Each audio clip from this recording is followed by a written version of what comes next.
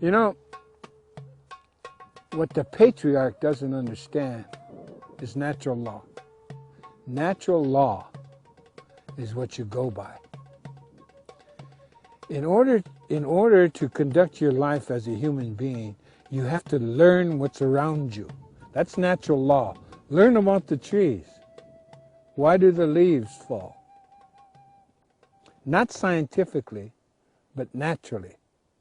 What happens when they fall? Well, of course,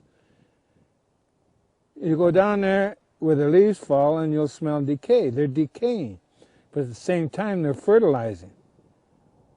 And if you watch the land, you'll see all this plant life.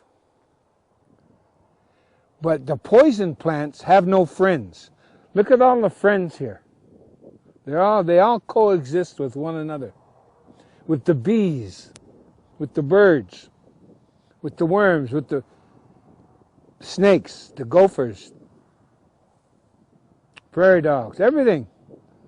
The elk, the antelope, the grasses, the bushes, all coexist to help one another. You get to a poisonous plant, and it has no friends. It's bare all around the poisonous plant. So that's natural law.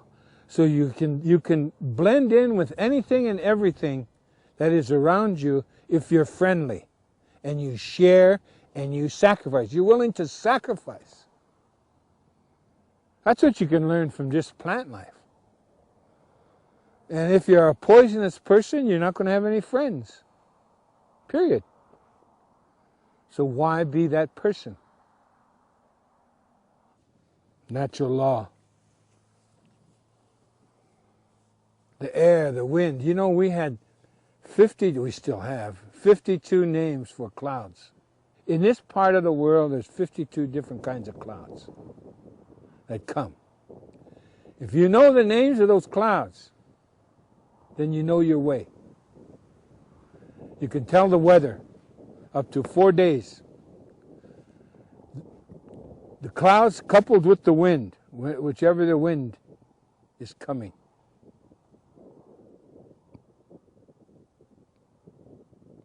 That's natural law. What also is natural law is that everything that is round is sacred. Everything that is sacred is round. The raindrops, the leaves, you and I, all life is round. Even the wind is round. Wind travels in a circle. So do the clouds. The sun and the moon and the stars are all round. So that's a lesson right there. Natural law. You watch an animal and you realize, there are no predators. There's only natural law. And we, human beings, we don't want to be eaten. It's that simple. That's natural law. We don't want to be eaten. So every bit of what life can teach us, we incorporate for our own survival. For instance, watching the coyotes. Coyotes hunt in pairs, man and wife.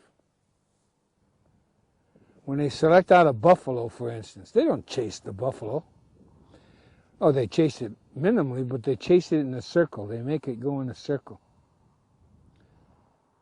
And then when it gets too tired, they kill it, eat it.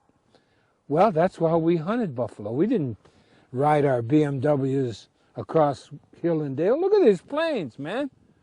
You're going to ride a horse you trained 7, 8 years.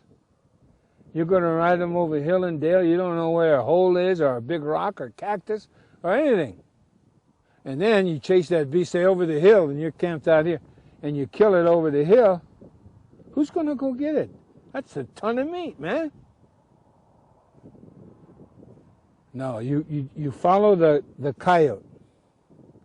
And we run the buffalo in a circle, kill it, and we're all right there.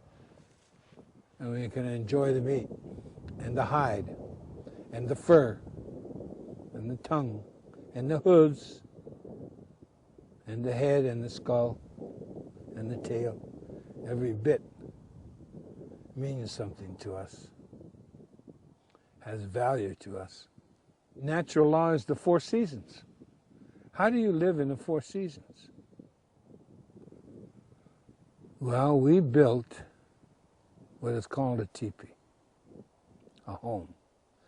It's one of the finest architectural designs of buildings in the world. In fact, it's the best because it doesn't need a foundation. The teepee poles, weight is on each other.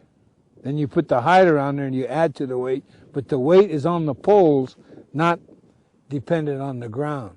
And so it's conical shape, so when the wind comes, it immediately goes off around it, because it's round, man.